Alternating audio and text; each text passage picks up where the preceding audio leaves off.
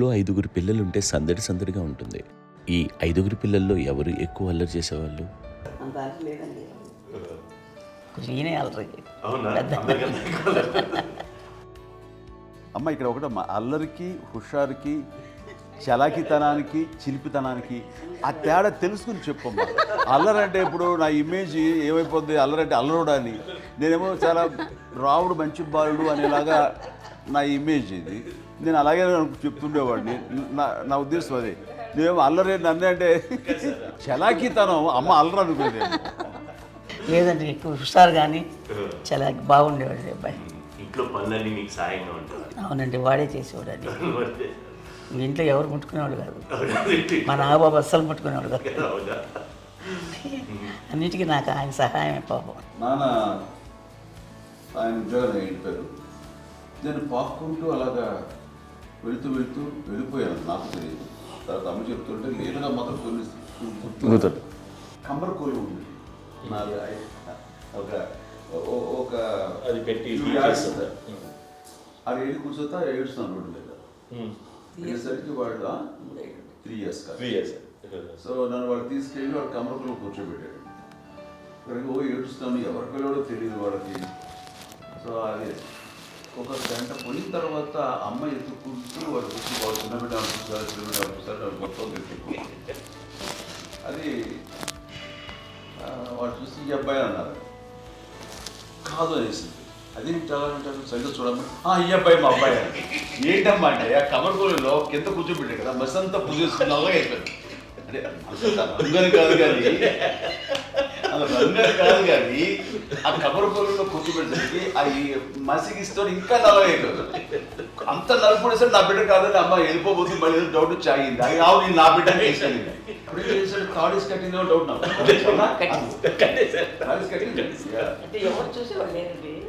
అమ్మేమో అల్లరి అనుకునేదండి, నాకేమో చిన్ననాటి మహాభాగవతంలో కృష్ణుడి క్యారెక్టర్ అనుకుంటాను. ఆయన మహానుభావులు అయ్యే వాళ్ళందరికీ ఆ లక్షణం ఉంటుందేమో వచ్చినప్పుడు. కొన్నిదల కుటుంబ సభ్యులు మంచి రుచులను ఆస్వాదిస్తారని, మంచి భోజనాలని ఆనందిస్తారని అందరికీ తెలుసు. చిన్నప్పుడు వీరి ఆహారపు అలవాట్లు ఎలా ఉండేవి? ఇదేవి ఎగిరేవి ఇవి ఎవ్రీ డే 2 పూట్ల ఉండాలండి. మరి నాగబాబు పాపం ఏముంది, తిన్నట్టు ఇష్టం. మరి అన్ని రకాలుగా నాన్న కోసం చేసి పెడుతుంటే మరి తను అది ఇష్టపడక ఆ తర్వాత లేకపోతే కోపడగా ఎలా ఉంటాడు చెప్పండి. 5గురు పిల్లలు అయినా అమ్మా నాన్నలు కొంతమంది పైనే ఎక్కువ దృష్టి పెడతారు. ఈ 5గురిలో మీరు ఎవరి మీద ఎక్కువ ఫోకస్ పెట్టేవాళ్ళు? కళ్యాణ్ బాబు అండి. వాడంటే బాగా, అంటే వాడు ఏది తినేవాడు కాదు అసలు. ఆడికి ఏది తింటాడని ఇప్పుడు వాడికి నచ్చకపోతే, ఇప్పుడు నేనైతే నచ్చకపోతే చాలా గోల్ చేసేవాడిని. అన్నయ్యకేమో చాలా, అన్నయ్య ఏది పెట్టినా తినేవాడు, అసలు అడ్జస్ట్మెంట్ తింటానండి. నాకేమో నచ్చకపోతే చాలా గొడవ పెట్టేవాడిని. తిండి ఇది ఒక అన్నం, ఇదొక కూరలు అని వెళ్ళిపోయేవాడిని. అమ్మకు అమ్మతో తిట్టి నాకు వెజిటేరియన్ ఎలర్జీ ఉండేది, అంటే చిరాకు అనమాట. కళ్యాణ్ బాబు ఏంటంటే తనకి ఇష్టమైన ఫుడ్ ఉంటే తింటాడు సైలెంట్గా, బాగలేకపోతే సైలెంట్గా వెళ్ళిపోతాడు. అమ్మకి ఏమంటారండి, వదిలేమో తన తింటాడు, అటు నిశ్శబ్దంగా నిరసన ప్రకటించేవాడు. దాంతో వాడి గురించి చాలా ప్రొటెక్టివ్గా చూసుకునేది అమ్మ. పైగా చిన్నప్పటి నుంచి కొంచెం వాడు వీక్గా ఉండేవాడు, అంత బలమైన ఇది కాదు. దాని తర్వాత కొంచెం అందుకని అమ్మ వాడిని స్పెషల్గా చూసుకునేది. వాడు స్పెషల్ కిడ్ అయ్యాడు ఇంట్లో. మీ అమ్మగారు మీ అక్క చెల్లెళ్ళకి ఇచ్చిన సలహా ఏంటి? అంటే ఇండిపెండెంట్గా ఉన్నాం కదా అమ్మ, ఎవరిని డిపెండ్ అవ్వద్దు, మీ పిల్లలు నువ్వే జాగ్రత్తగా నేర్చుకో, ఎవరిని ఇలా చేయకు, డిపెండెంట్గా పెట్టద్దు అని ఆవిడ మాకు బాగా ఎక్కువ చెప్తుండేది. నాకు కొంచెం టఫ్ టైమ్స్లో కూడా ఆమె నీ పాటు నువ్వే ఉండాలి, ఎవరి దగ్గర ఉండదు, ఎవరింట్లో ఉండదు, మా దగ్గర కూడా ఉండదు, నీ ఇద్దరు దగ్గర నువ్వే ఉండాలి. అది కష్టం కదండి అట్లా చెప్పడం. చెప్పారు, చాలా తక్కువ చెప్పారు. బట్ నాకు అదే ఇచ్చేది ధైర్యం. ఇండిపెండెంట్గా అట్లా ఒకరి దగ్గర ఉంటే నీ గౌరవం తగ్గిపోతుంది, ఎక్కడ ఉండదు. అది చాలా నాకు చాలా ఇన్స్పైరింగ్ ఉండేది మాటలు. అది ఇప్పుడు కూడా అది చాలా హ్యాపీగా అనిపిస్తుంది అని చెప్పింది. అంతే కదా, ఇప్పుడు మనకి ఏదైనా రోగాలు వస్తే చేస్తాం, దాన్ని మనమే. బట్ తగ్గించే వాళ్ళు, కన్సర్న్ చూపించే డాక్టర్స్ ఒక్కొక్కరు కింద కింద ఉండొచ్చు, కానీ పోరాడాల్సింది మనమే. నాకు సార్ కొంచెం ఏదో ఒక డిప్రెస్డ్ ఇదేదో వస్తే ఫేస్ ఒకటి, నేనేదో ఇంకా మా అందరి నుంచి నేను సపరేట్ అయిపోయినట్టు ఒక సిచ్యువేషన్ వచ్చినప్పుడు అమ్మ నన్ను పట్టుకుని I'm there for you. Yes, ఎవరు నువ్వు అన్న ఎస్ అన్న ఫ్రెండ్స్ కానీ ఎవరైనా సరే ఎప్పుడు కూడా అలోన్గా మటుకు అనుకోకు, నేను ఉన్నాను. ఆవిడ నన్ను పట్టుకొని ఇచ్చిన అఫెక్షన్ లేదా ఫీలింగ్ అసలు బలం అన్నమాట. ఇంకా ఏమైనా చేయగలను నేను, పర్లేదు లైఫ్లో నాకు ఏదైనా సాధించగలను అన్న ఒక భరోసా తల్లి దగ్గర నుంచి రావడం అనేది నాకు ఎవరు అవసరం లేదనిపించింది. అంత స్ట్రాంగ్గా ఆవిడ strong lady, very strong. Strong, very practical. అంత స్ట్రాంగ్ చేసింది నాన్న అని చెప్పండి. మా పిల్లల విషయంలో మేము కూడా మేబీ అంత స్ట్రాంగ్ కాదేమో, సెన్సిటివ్గా ఉంటాం, కానీ అమ్మ మటుకు చాలా స్ట్రాంగ్గా ఉండి మమ్మల్ని కఠినంగా ఇలాగే ఉండాల్సింది, ఇలా ఉండండి అప్పుడే మీరు నేర్చుకుంటారు. ఇక్కడ అమ్మ పాజిటివ్నెస్ గురించి ఇంకో మాట చెప్పాలి. అంటే తన బిడ్డలకే కాదు, ఈ రోజున మా రెండో పాప శ్రీజ కూడా తనకి లైఫ్ చిన్న చిన్న డిస్టర్బెన్స్ వచ్చింది. ఆ టైంలో కూడా తను ఏముందంటే అప్పుడు నాన్నమ్మ దగ్గరికి వెళ్ళాను, తను ఇచ్చిన భరోసా, తను ఇచ్చిన మాట వెళ్ళలేని ధైర్యం వచ్చింది నాతో. నాన్నమ్మ దగ్గర ఎప్పుడు కూర్చోస్తాడు అప్పుడే పాజిటివ్ ఫీలింగ్ వస్తుందని నాతో షేర్ చేసుకుంటాను.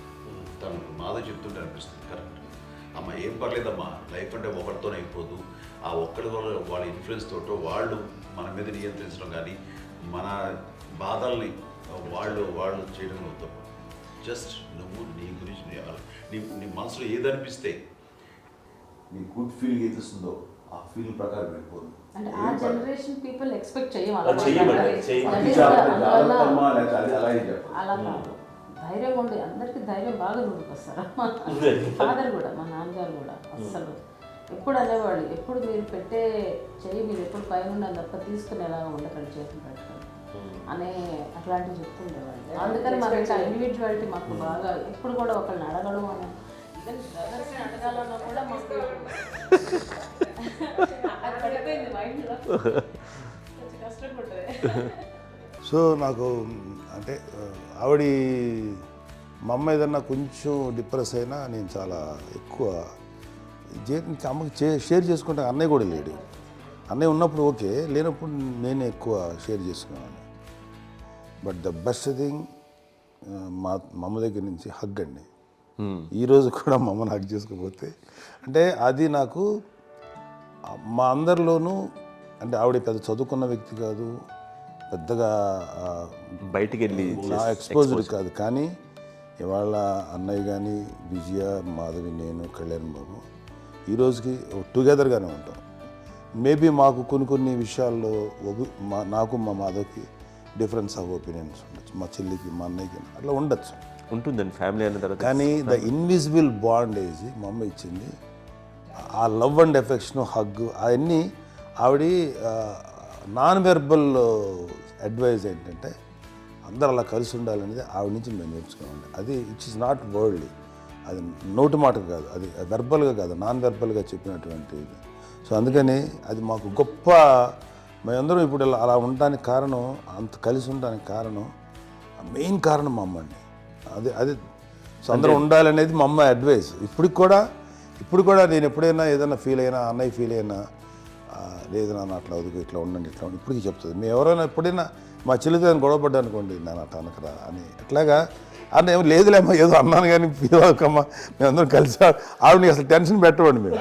సో అలా అది ఆవిడ నేర్పించింది, అలా కలిసి ఉండటం అనేటువంటి బాండేజ్ని ఆవిడ తన ఒక హగ్తో చెప్పింది. అన్నయ్య సినిమా చూడండి, జాదూకే చెప్పాను చూడండి, అది మా అమ్మ దగ్గరే ఉందండి. శంకర్ దాదాలో చెప్తాడు చూడండి.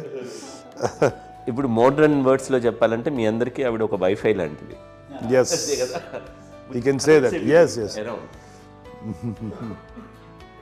ఇంకొక అడ్వైజ్ కట్టండి, అమ్మ విషయంలో నేను గొప్పగా ఫీల్ అయ్యేది, కానీ చాలామంది పెద్దలు రిటైర్ అయిపోయి విశ్రాంతి తీసుకుంటున్నటువంటి పెద్దలందరూ కూడా ఆచరించే విధంగా ఒక విషయాన్ని నేను గమనించాను. ఇప్పుడంటే నా దగ్గర ఉంటుంది కాబట్టి ఉన్నాను. అమ్మ విడిగా ఇంకొక ఇంట్లో ఉండేది, 9 సంవత్సరాలు నాన్నగారు పూర్వం దగ్గర నుంచి ఉండేది. 5 సంవత్సరాలు ఒంటరిగా ఉండి నన్ను బిడ్డలందరూ ఎవరు మానవుడు వెళ్ళిపోయారు, నేను ఒంటరి అయిపోయాను అన్న ఫీలింగ్ అమ్మకు ఎప్పుడు ఉండేది కాదు. తర్వాత బిడ్డలు ఆయా వాళ్ళ టైం బట్టి వచ్చి చూసుకుంటూ సరిపోతుంది. అది వారమా, నెలక, 2 నెలక, అసలు ఒకసారి రాలేని పరిస్థితిలో ఉంటుంది 5-6 నెలల పాటు. ఇదే ఊళ్ళో ఉండి పక్క విధుల్లో ఉండి ఎవరి పనులు వాళ్ళు బిజీగా ఉండి, ఎవరి షూటింగ్ వాళ్ళు బిజీగా ఉండి, ఎవరి ప్రొఫెషన్లో వాళ్ళు బిజీగా ఉండి, ఎవరి ప్రొఫెషన్లో వాళ్ళు బిజీగా ఉండి, తన సంసారం తను బిజీగా ఉంటాను అనుకోసరి అమ్మ ఏమీ ఫీల్ అయ్యేది కదా, ఏంటమ్మా రావట్లేదు, అసలు పట్టించుకోవట్లేదు ఏంటి అంటే అంతేలేమ్మా అని ఇలాంటి నిరసన మాటలు కానీ, ఈసరింపు మాటలు కానీ, లేకపోతే న్యూనతాభావం కానీ ఇలాంటివి ఎప్పుడు అమ్మకు లేవండి.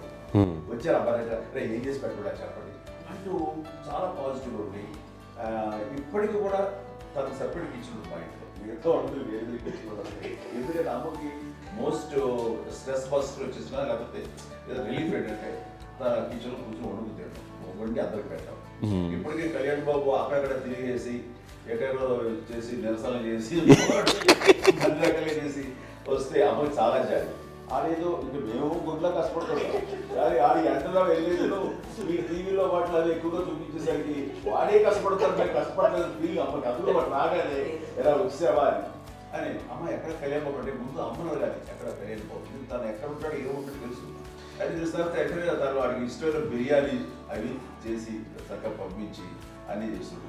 అట్లాగా బిడ్డలకి పెట్టడమే తప్ప బిడ్డల నుంచి ఈ వయసులో ఎక్స్పెక్ట్ చేయడం లేకపోగా కొంచెం పట్టించుకోవట్లేదు అనే ఒక న్యూనత భావనలోకి వెళ్ళిపోయి సైకలాజికల్ డిప్రెస్ అయ్యే మదర్ మాత్రం కాదు. ఆ రకంగా మాకందరికీ భరోసా. మేము కూడా పెద్ద అయినా బిడ్డలు వాళ్ళ ప్రవృత్తి ఉద్యోగరీత్యాల వాళ్ళు వృత్తిరీత్యా వాళ్ళు దూరం అయిపోయి మనల్ని చాలా కమ్యూనికేషన్ గ్యాప్ వచ్చినా సరే బిడ్డలు నాకు దూరం అయిపోయి పట్టించుకోవట్లేదు. ఇలాగే చూసావా వెళ్ళి ఎంత ఇదిగా వదిలేయేవాళ్ళు గురించి ఇప్పుడు ఏమైపోయాను అన్న ఇంత కించెం బాధపడలేదు వాళ్ళకి అంటూ నెగిటివ్ సైడ్ ఆలోచించే విధానం లేనే లేదు. అది మా అందరికి ఎంత కంఫర్టబుల్ అంటే అంత కదా.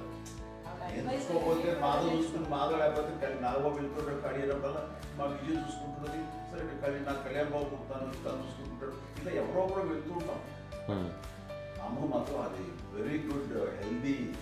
నేను చాలా మంది తల్లిదండ్రులు చూశాను, అవును, వాళ్ళు చాలా ఇబ్బంది పడుతూ ఉంటారు. పట్టించుకోవడం మేము అర్థం చేసుకోగలము కానీ వాళ్ళు వస్తే బాగుంటుంది కదా అనేది ఉంటుంది. ఫీల్ అవుతారు. అవును, అలాంటి ఫీలింగ్ ఏం లేదు. పైగా బిడ్డలు వస్తే వాళ్ళకి ఏం చేసి పెట్టాలా అనే ఆలోచన. అది వెరీ హెల్దీ. చాలా మంది ఆచరించాల్సిన గొప్ప విషయం. చిన్నప్పుడు అన్ని ఆనందాలేనా, మర్చిపోలేని దుఃఖాలు కూడా ఏవైనా ఉన్నాయా? అమ్మ చెప్పాలంటే ఓపికకి, గృహిణిగా తన బాధ్యతలు నిర్వర్తించడానికి అండ్ అన్ని రకాలుగా టేకింగ్ కేర్. దీనికి ఒక మంచి ఉదాహరణ నేను చెప్పగలను. అది తలుచుకున్నప్పుడు నాకు చాలా ఉద్యోగంగా ఉంటుంది, నాకు చాలా కంటితలు వచ్చేస్తుంది. అమ్మకి మేము 5 బిడ్డలు అండ్ పురిట్లోనూ 1 year పెరుగో 2.5 years పెరుగో 3 బిడ్డలు చనిపోయారు. నాకు గుర్తెరిగి పొన్నూరులో నేను 6th class చదువుతున్నాను, 6వ తరగతి. అప్పుడు రమణ అనే ఒక అమ్మాయికి 2 years. రమణ అంటే మా ముగ్గురు మా ముగ్గురికి కంటే పెద్దది, మా కంటే పెద్దది, కళ్యాణ్ బాబు కంటే పెద్దది, మాకంటే మధ్యలో పిల్ల. తనకి అప్పట్లో మా నాన్నగారు ఉద్యోగరీత్యా క్యాంపుకి వెళ్ళిపోతుండేవారు. ఏమి ఉంది నాన్న చెప్పాలంటే ఫుడ్లో కష్టపడేవారు. ఇంకా నాన్న చెప్పినట్టు నాగో చెప్పినట్టు. కానీ ఇంటి బాధ్యత, ఇంటి పనులు, రోగాలు వచ్చిన రుచులు వచ్చిన హాస్పిటల్కి తీసుకెళ్ళాలట ఏదైనా సరే అమ్మే పడేది. ఆ శ్రమ తీసుకున్న టైంలో అమ్మకి అసిస్టెంట్కి నేను సహాయపడుతుండేవాడు. అమ్మ నాకు ఫ్రెండ్స్ ఆడుకోవడం అలా నిజంగా ఎప్పుడు నాకు గుర్తేది నాకు తెలియదు. ఫ్రెండ్స్తో తిరగడం అని సేపు అమ్మ పట్ల ఉండేవాడు. అలాంటి నేను ఆ పిల్లకి బ్రెయిన్ ఫ్యూర్ వచ్చింది. ప్రభుత్వ ఆసుపత్రి పొన్నూరులో ఆ పిల్లని చేర్పించినప్పుడు 2-3 days అయిన తర్వాత ఒక బ్యాడ్ న్యూస్ వినాల్సి వచ్చింది. తెల్లరికి కాన్షియస్ పోయింది. ఏం చేయాలో తెలియదు. అమ్మ వయసు చిన్నదే. ఇద్దరు తీసుకుని ఆ బిడ్డల్ని ఒళ్ళో పెట్టుకుని శవాన్ని, డెడ్ బాడీని రిక్షాలో ఇంటికి ఇప్పటికీ నాకు గుర్తు ఆ విజువల్స్. అని నాన్నకి తెలియదు ఏ విషయం, నాన్న ఎప్పుడు వస్తారో తెలియదు, ఎలా కమ్యూనికేట్ చేయాలో తెలియదు. అది తీసుకుని వెళ్ళిన తర్వాత ఇంట్లో పడుకోబెడుతుంటే ఏం చేయలేదు. చుట్టుపక్కల ముస్లిం సోదరులు ఉండేవాళ్ళు, ఫ్యామిలీస్ అక్కడ. అంటే మసీదు, పొన్నూరు మసీదు పక్కన మా ఇంట్లో ఆనుకుంది. ఆ ఇంట్లో అందరూ వచ్చి చూసేవాళ్ళు, వాళ్ళే హెల్ప్ చేసేవాళ్ళు. ఏం చేయాలో తెలియదు. ఆ నెక్స్ట్ రిచువల్స్ ఎలా చేయాలో, పెంపకం ఎలా చేయాలో తెలియదు. అందరూ చిన్నపిల్లలే. తను చిన్నది, మిగతాందరూ పరిసరులే. సో ఇలాంటి పరిస్థితుల్లో కమ్యూనిటీ వచ్చిన చుట్టుపక్కల వాళ్ళు వీళ్ళు వచ్చి చేయాల్సిన కార్యక్రమాలు చేశారు. ఆ సమయంలో నాకు ఎక్కడో కమ్యూనికేట్ చేసి డిపార్ట్మెంట్ ద్వారా నాన్న వచ్చేసరికి అన్నీ అయిపోయింది. ఇప్పటికీ నాకు మేము ఇలా ఎన్ని పురుషులు ఎన్నుకుంటున్నామంటే ఎలాంటి ఇది లేకుండా జాగ్రత్త అనే ఒక హెచ్చరికలాగా చేస్తూ అండ్ పంపించాలని సపోర్ట్ చేసి అండ్ ఇప్పుడైతే నా మీద ఎంత నమ్ముకుంటే నేను ఏం నిర్ణయం తీసుకున్నా మరో అండ్ తనకి హాస్పిటల్ పెద్ద ఫోబియా. నేను ఎక్కడికి వస్తాను హాస్పిటల్ రాను. ఈ మధ్యకాలంలో సరే అమ్మ మోకాల ఆపరేషన్ జరిగింది. అమ్మ నువ్వు కుంటుతో బాధపడుతున్నావు, అసలు ఈ రోజున వచ్చిన మెడికల్ అడ్వాన్స్మెంట్లో నీకు అసలు ఏ బాధ తెలియకుండా మోకాల ఆపరేషన్ రీప్లేస్ చేస్తారు అని వీళ్ళందరూ చెప్పాలి భయపడతాను. ఎందుకంటే ఫస్ట్ ఎలా నాకు సపరేట్ అవుతాను, ఎలా చెప్పాలి తెలియదు. ఒక్క వీళ్ళంతా కలిపి నీ మాట వింటుంది, వాళ్ళ మాట మీద నువ్వు చెప్తే వింటుంది. సరే నేను చెప్పాను అంతే. ఏదో నాలుగు పావు ముందు చెప్తే ఎలా ఉన్నారు, సరే ఇష్టం రా. లేదులే మా ఊరికి పర్లేదు అన్న. మళ్ళీ ఇంటికి వచ్చాక మళ్ళీ ఇంకొక తెప్పించి ఇంకో మిషన్ తెప్పించి మళ్ళీ టెస్ట్ చేయించి అందరూ బాగుంది ఏమీ లేదు అన్న తర్వాత అప్పుడు పుస్తకంతో పడ్డాడు. ఏదో ఉంది మామూలు టెస్ట్ చేయించాలని చెప్పి శ్రద్ధ ఎక్కువ. మీ పిల్లలకి సంగీతం, డాన్స్ నేర్పించారని విన్నాం, అది నిజమేనా? తనకేమో డాన్స్ నేర్పించడం అది నేర్చుకోలేదు, నాకు వచ్చేసి ఇప్పుడు డాన్స్ స్టార్ మీద ఎదిగారంటే అది మా పెద్ద చెల్లి విజయం కారణం. అప్పుడు తనకి 5 ఏళ్ళు, నాకు 9 ఏళ్ళు ఉంటాయి, ఉంటుంది 10-11 ఏళ్ళు ఉంటాయి నాకు. బాపట్లనా? సో బాపట్ల చాలా చిన్నది, 5 ఏళ్ళు. నాకు ఒక 11-12 ఏళ్ళు. తను తీసుకొని గోడ మీద పెట్టుకోవడం అలా కూర్చొని చూస్తుండేవాడు. కూర్చుంటే అది నేర్చుకుంటుంది. నేను మానసికంగా నేర్చేసుకున్నామండి. ఇప్పటికీ ఆ స్టెప్స్ ఏమిటి వేస్తాను అంతగా ఇప్పుడు దాన్ని తరబడతాయి. ఇంకోటి ఏంటమ్మా, నమ్మో నమ్మో ఎన్ని ఉన్నాయో సాంగ్స్ నేను నేర్చేస్తున్నాను అన్నమాట.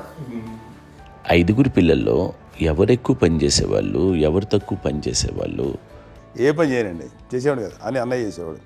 అన్ని పనులు అన్నయ్య చేసేవాడు. ఇక మా చిన్న చెల్లి పెద్ద చెల్లి ఎక్కువ చేసేది.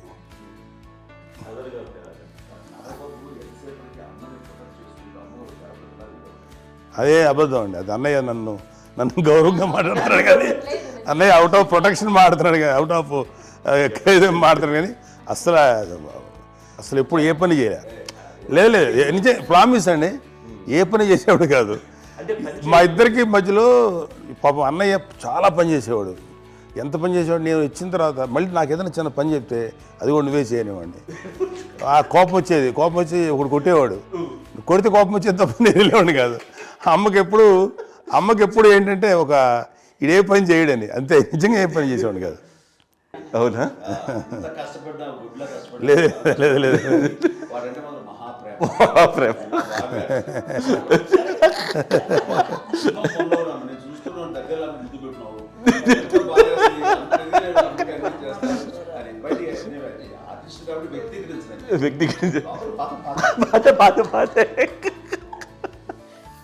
చిన్నది కాబట్టి చివరిది కాబట్టి తనంటే బుద్ధండి, నేను పెద్దోడు కాబట్టి నేను ఎక్కువ కష్టపడింది కానీ మా నాన్నగారి చేతిలో ఎక్కువ అంటే నాన్న బాగా కోపం ఎక్కువ అనుమానించింది కానీ అన్నయ్య పాపం బాగా దొరికేసేవాడు పాపం. ఒకసారి అంటే మరి మాకే అనిపి ఏంటి ఇంత దారుణంగా ఉంది నాన్న మీద కోపం వచ్చేది నాకు. నాన్న మీద కోపం వచ్చేది, వాళ్ళని చూసి బాధ అనిపించేది. అమ్మాయి ఏమనేది కాదు. సరే అయినా సరే ఎప్పుడు కూడా పోనీ అంది చేసినా మళ్ళీ తను హైపర్ యాక్టివ్ అన్నయ్య ఫుల్. ఇప్పటికీ ఉన్నాడు, ఇప్పుడు ఈ రోజు కూడా అదే అన్నయ్య సేమ్ హైపర్ యాక్టివ్. యూజువల్గా పెద్ద కొడుకు కొంచెం అంటే సూపర్గా ఒక నిదానంగా ఉంటాడు అంటారు, బట్ అన్నయ్య దాని జస్ట్ ఆపోజిట్. యూజువల్గా ఆఖరి పిల్లలు హైపర్ యాక్టివ్ ఉంటారు, అన్నయ్య పుట్టడమే భయంకరమైన హైపర్ యాక్టివ్. ఒకప్పుడు అమ్మాయిల్ని ఎక్కువగా బయటికి పంపించేవాళ్ళు, అబ్బాయిల మీద కూడా అనేక ఆంక్షలు ఉంటూ ఉండేవి. మీ పిల్లల్ని అలా ఆంక్షల మధ్య పెంచారా, లేకపోతే పూర్తి స్వేచ్ఛనిచ్చారా? అంటే మాకు మా నాన్నగారు కానీ మా అమ్మగారు కానండి మాకన్నా చాలా బ్రాడ్ మైండ్ ఉన్న వ్యక్తులండి. ఎందుకంటే పిల్లలు ఎక్కడన్నా బయటకు వెళ్తే ఇప్పుడు మేమైతే భయపడిపోతాం. ఇప్పుడు భయం ఉన్నాను. మా విజయ్ కానీ మా చిన్న చెల్లి అన్నయ్య నేను అందరం కూడా ఇవాళ ఉన్న పరిస్థితిలో వాళ్ళు ఎప్పుడు భయపడేవాళ్ళు కాదండి. ఎక్కడికి వెళ్తాను నీళ్ళని ఇచ్చేవాళ్ళు, లేట్ అయినా అసలు ఏమనేవాళ్ళు కాదు. లేకపోతే ఏదైనా మోటార్ బైక్లు వేసుకున్నాం, లేకపోతే కారులో ఎట్లా పడితే ఎట్లయినా సరే ఏమనేవాళ్ళు కాదు. వాళ్ళు తెలియకుండానే మాకు ఒక ఫ్రీడమ్ ఇచ్చారండి.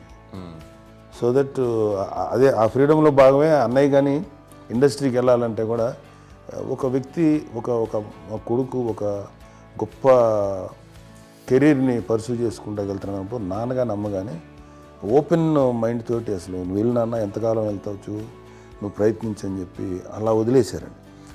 అన్నయ్య కూడా ఏంటంటే మోస్ట్ రెస్పాన్సిబుల్గా వెళ్ళి చాలా మేజర్ అమౌంట్ అన్నయ్యకి కూడా పెద్ద అమ్మకు వందలు ఇచ్చేది కాదు. కరెక్ట్గా ఆ ఇన్స్టిట్యూట్లో చదువుకునేటప్పుడు ఎంత ఇవ్వాలో కరెక్ట్గా ఇచ్చేది. తనకి ఎక్స్ట్రా ఖర్చు పెట్టుకుంటే అంటే అట్లా ఉండేది అంతే కదా.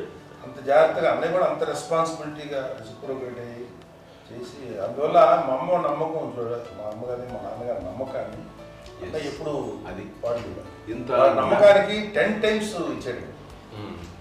ఏ వయసెస్ వైపు కానీ ఏ అలవాట్ల వైపు కానీ ఎందులో ఇండల్జ్ అవ్వకుండా నాకు నేనుగా నియంత్రించుకుంటూ సరైన మార్గంలో వెళ్ళేలాగా నాకు వెళ్ళడానికి లోపల ఆ స్ట్రాంగ్ థాట్ అడగగానే వాళ్ళు రెసిస్ట్ చేస్తే ఇచ్చానని ఆపేశారు అని ఏదో చిన్న రిలక్టెంట్ ఫీలింగ్ ఉంటుంది. వాళ్ళ మీద చిన్న కోపం నిరసన ఉండేది.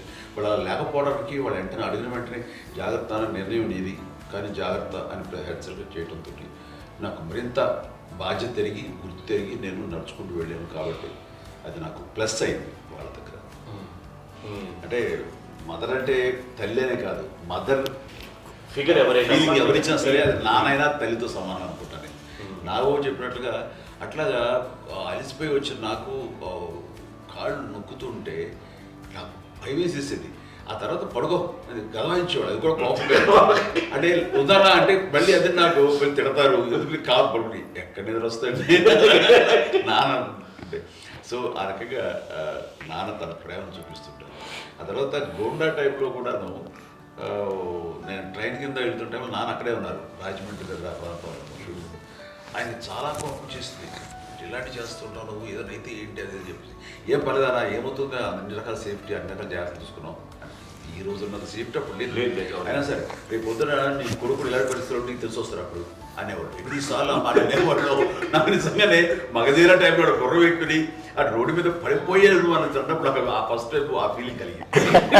అలాగే పీటర్ హెయిన్స్ అనేవాడు ఫస్ట్ మగధీరలో జంప్ చేస్తారు, మోటార్ బైక్ జంప్ చేసినప్పుడు ట్రైల్లో పీటర్ హెయిన్స్ అంత హైట్ నుంచి 20 feet 25 feet హైట్ నుంచి పడిపోయి మొత్తాన్ని బోన్స్ని ఇరగొట్టుకుని వాడు 7 నెలల పాటు వాడు ఇరప్పుడు హాస్పిటలైజ్డ్. అది వీడైతే ఏమో తలుచుకుని భయం వేసేసేది.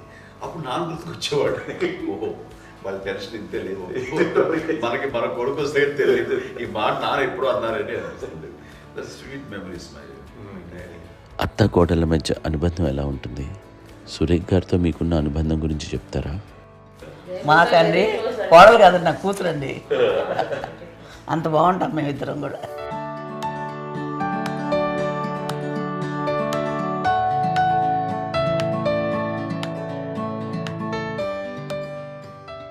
మీది ఒక అందమైన ఉమ్మడి కుటుంబం, అందరూ కలిసి ఉంటారు. ఇంత ఆనందంగా ఉండడానికి కారణం ఏంటి? దీనికి పునాది ఎవరే వేశారు? మా నాన్నగారి క్వాలిటీ నేను ఎగ్జాంపుల్ చెప్పగలను. అమ్మ వాళ్ళ ఇంట్లో పెద్దది, వాళ్ళ నాన్నగారు అంటే మా తాతయ్య గారు ప్రొహిబిషన్ డిపార్ట్మెంట్లో సిఏగా ఎస్ఐగా చేశారు. ఏదో మా ఇన్స్పెక్టర్ సిఏ చేసి ఆయన కాలం చెందారు. చాలా ఎర్లీగా 48 years చచ్చిపోయారు. 40 చచ్చిపోయారు. 40 దాదాపు 40 సరిపోతే ఆయనకి అప్పటికి అమ్మ కాకుండా 4 బిడ్డలు. అమ్మ తర్వాత అబ్బాయి తర్వాత 3 ఆడతారు. వాళ్ళు ఏంటంటే రాకరావడి నాగోప కంటే కూడా చిన్నవాడు. అది ఆ వయసు అంత చిన్నవాడు. అమ్మ మా పిన్నమ్మలు నాకంటే చిన్నవాడు. అలాంటి పిన్నమ్మల్ని ఆయన వీళ్ళ నాగ చనిపోయిన తర్వాత తన ఫ్యామిలీ అంతగా నాన్న పెంచారు. నాన్న కూడా అరాకురా శాలరీ మీద బతికేదే తప్ప కూడా కాదు. సో తనకు మిగిలిన దాంట్లో మళ్ళీ ఆ ఫ్యామిలీని చూసుకోవడం, మా అమ్మమ్మని చూసుకోవడం, వాళ్ళ మంచి చెడు చూసుకోవడం, వాళ్ళకు ఇల్లు మాత్రం ఉంది మొగల్తూరులో. ఆ ఇంట్లో వాళ్ళు అద్దెకు వస్తే ఆ కొంచెం డబ్బు నానిచ్చే డబ్బు, అక్కడ పొలం కొనిచ్చారు, ఆ పొలం మీద ఇచ్చే డబ్బుతోటి అంతా బాగా చూసుకోవాలి తన ఫ్యామిలీ లాగా. అందరూ మ్యారేజ్ కాబట్టి నాన్న ఫస్ట్ సూత్రధారి, అమ్మ కూడా ఫ్యామిలీ బాండింగ్ టుగెదర్నెస్ అనేది స్ట్రాంగ్గా ఉండటానికి నాన్న ఏర్పాటు చేసినటువంటి బీజం. అది అమ్మ కంటిన్యూ చేస్తుంది. మేము ఇవన్నీ చూసి మేము నేర్చుకుని మేము టుగెదర్ అంటున్నాను. అందునే we are very rich in terms of emotional bonding. ఇప్పటికే ఎవరికి ఏ కష్టం వచ్చినా, ఎవరికి ఏది ఇబ్బంది వచ్చినా సరే మొత్తం అందరం గురిపోతాం. ఏ లెవెల్గా వెళ్ళిపోయి మోర్ సపోర్ట్ చేస్తాం. అంటే వీ డోంట్ ఎక్స్పెక్ట్ ఇంకా అంతమంది చేయకూడదు. ఎస్, ఒకరినొకరు భరోసా. అది మా ఫ్యామిలీ మేము వెరీ స్ట్రాంగ్ అని చెప్పాలి. పెద్దవాడు కాబట్టి అవకాశం నాకు వచ్చింది కాబట్టి అమ్మ, ఇది ఎప్పుడు ఎవరు కొన్ని విషయాలు నాగబాబు సపోర్ట్గా ఉంటాడు. నాగబాబు ఉండి వాడు ఉంటే భరోసా. అలాగే ఆడపిల్లలు. మీ అందరిలోనూ అమ్మని ఎవరు ఎక్కువ జాగ్రత్తగా చూసుకుంటారు?